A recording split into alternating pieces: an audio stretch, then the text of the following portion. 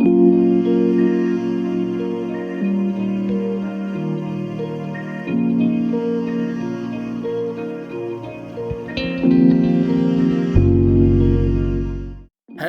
everyone, I'm Matthew, also known as SamuraiHex. Welcome back to another episode of Director of Legends, FM22 Journeyman Director of Football Challenge video series with me at Spartak Varna. Now, if you have been enjoying the series, you want to help support it, you can like the video, comment on the video, as well as subscribe if you are one of those new people, and hit the bell for push notifications. You can also share it with friends or family, either by word of mouth, email, or by social media, whichever one you prefer. And you can also check out all my descriptions down below, such as Twitch, Twitter, Facebook, loads of other stuff. Anyway, as you can see, we're still quite far over our wage budget. It's gone down a tiny bit, but that's because some people's contracts are running up, and I doubt the Direct Football will renew them. One of them that I do think deserves a contract is, where is he? Alberto Lugo, even though he's not good enough now, you could say, because he's getting older. But he has played quite a lot of games and done quite well, considering the step up in his ability wise. We basically need him for depth. In terms of results, we were last there for the Haybar game. We ended up playing Soreko Selo twice. First game we won 3-1. This was in the second phase, which we did get to in the end. We won the first one 3-1, lost the second one 2-1. We then played Lokomotiv Sofia and lost that 3-1. Ended up going to CSK 1948 and won 1-0. Slavia Sofia, we ended up getting thrashed 4-1. And Lokomotiv Sofia, we just managed to get a draw 0-0 at home. So that leaves CSK 1948 and Slavia Sofia as the final two games of the season.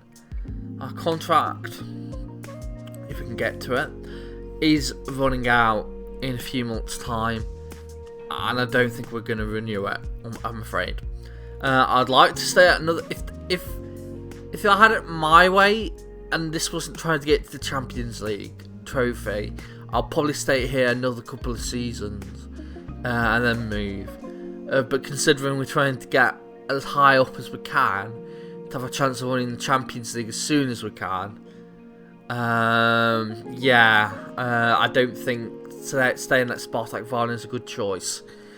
So yeah, I've decided we will be leaving at the end of the season. But it does take us to currently 4th in the second phase. Championship phase, Ludogorets are bound to win it, I would say, or Lokomotiv Plovdiv could win if they win the next two games, but I highly doubt it. In terms of the relegation phase, Minyo Pernik already relegated, and it looks like Haybar are going to be relegated as well.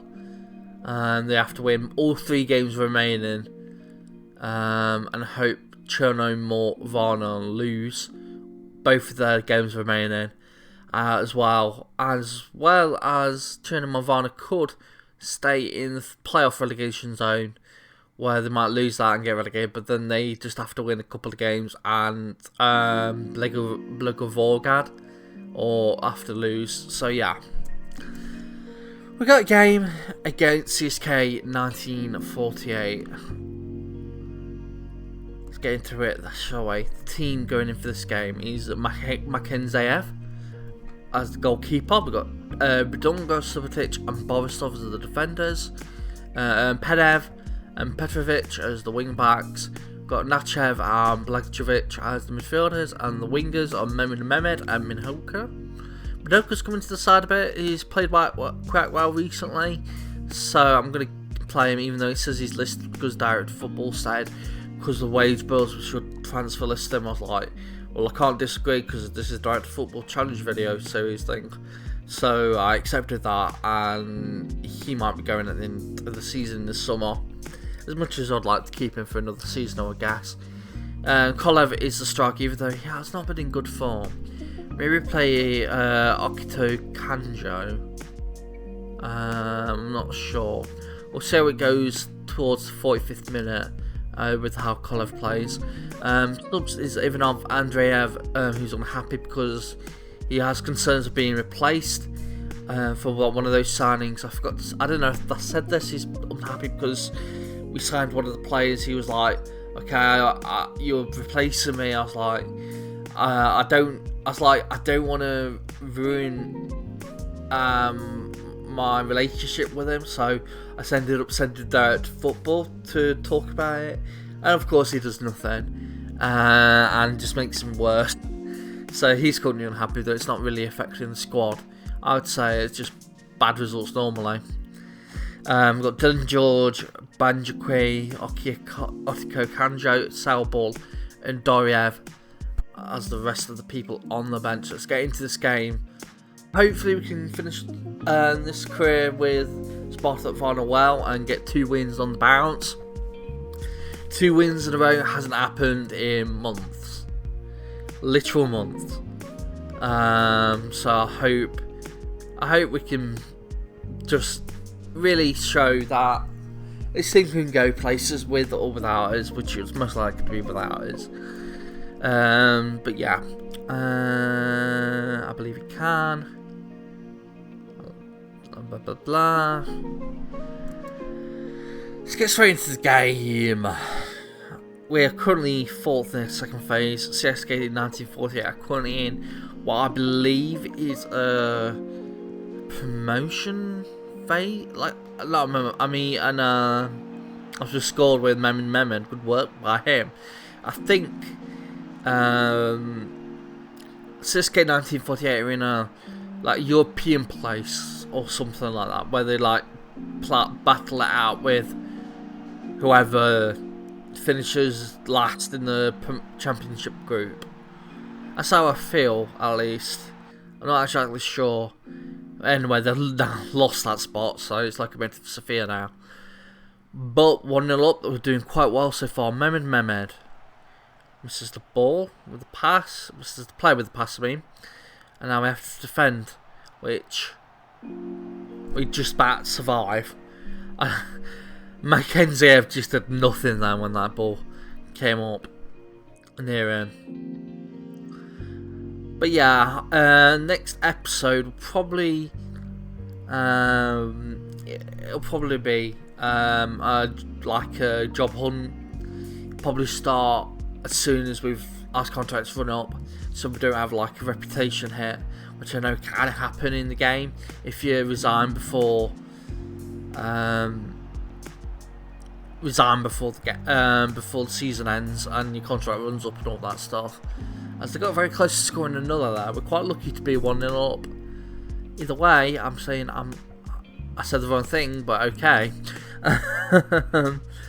Good job that wasn't I'm unhappy with you off, because I clicked exactly the one thing that I was going to say. Anyway, it worked well. But yeah, job hunt next episode, see what happens. Probably, because Spartak Varna 2-star, I believe, reputation wise, we'll be looking at first at 2.5-star or higher. If we can't get that by January, we'll probably drop it down to 2-star. And if we can't get that by the end of that season, I'll be panicking because we should be getting a 2-star job. But yeah, 2.5-star, 3-star job is what we're aiming for right now. And I think we can get it with our manager, because he's been quite good, Ivo Daniel. Knock off managing finances, which are really poor, but then that's not really his fault, or my fault, because it's director of football's fault for just mass signing people. As I've just realised we haven't made any subs, I've just been talking. And Hoka's having a really bad game though, yikes.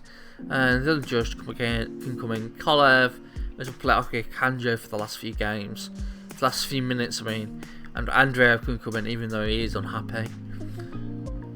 Put him on the shopping window, As we do win the game 1-0. That was really special. No one expected that, and I wasn't expecting it either, to be fair. That does take us to 3rd in the table, and now I'll skip ahead. If it lets me click that, to the game against Slavia Sofia. Hopefully, we can win that as well and get back-to-back wins since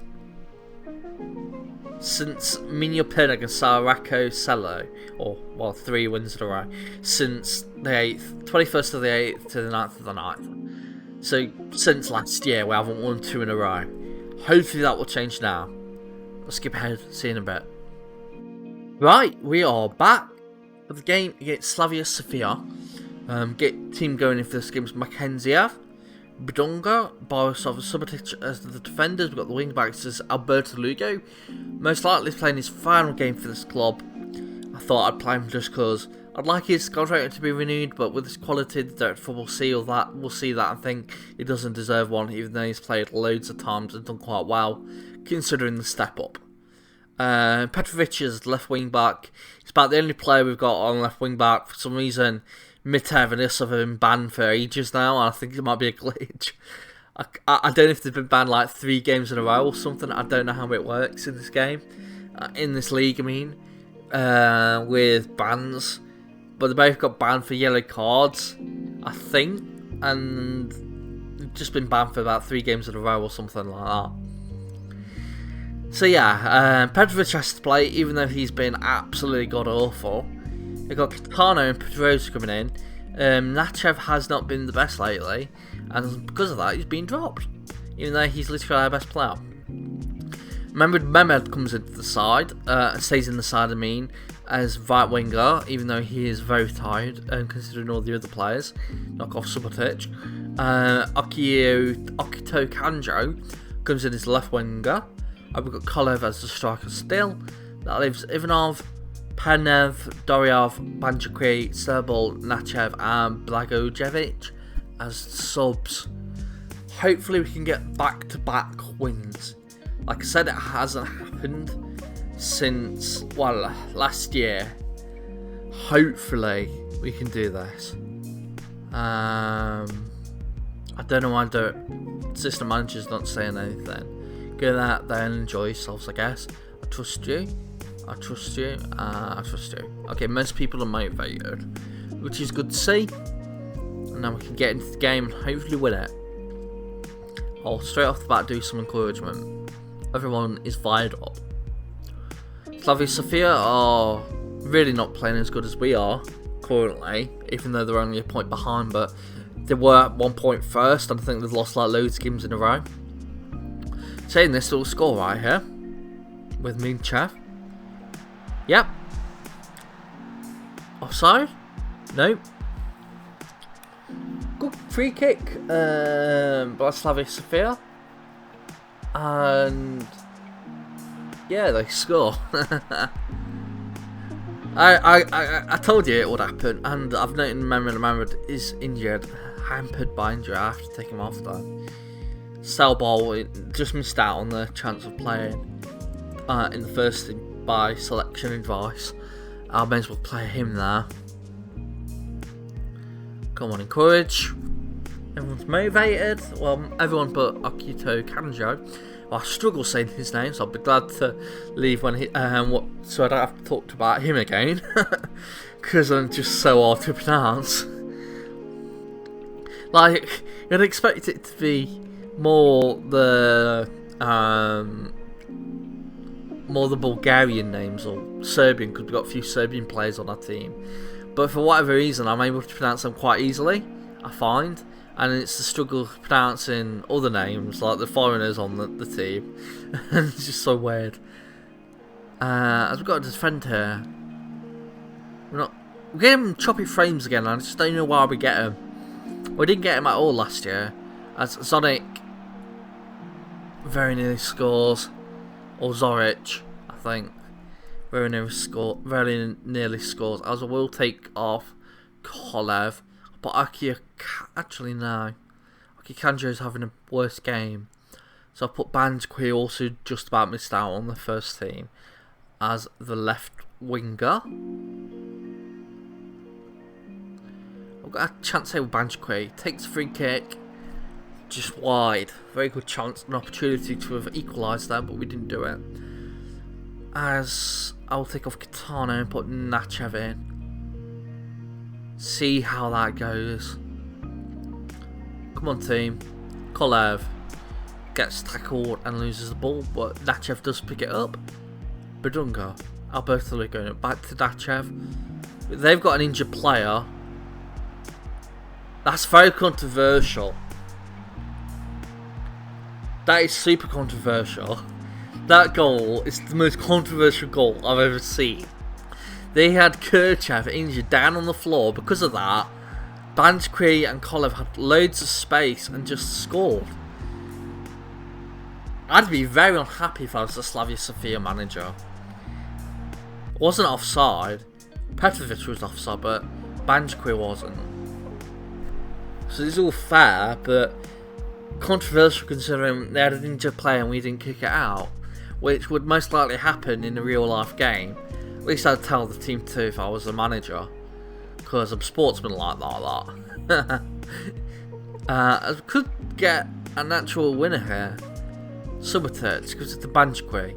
Good ball to Petrovic on the wing. Keeps it in, crosses it, headed by Kolev, and it's just wide. Very nearly got a goal there, but we are in flying form all of a sudden. Petrovic with another cross, headed away by Soares.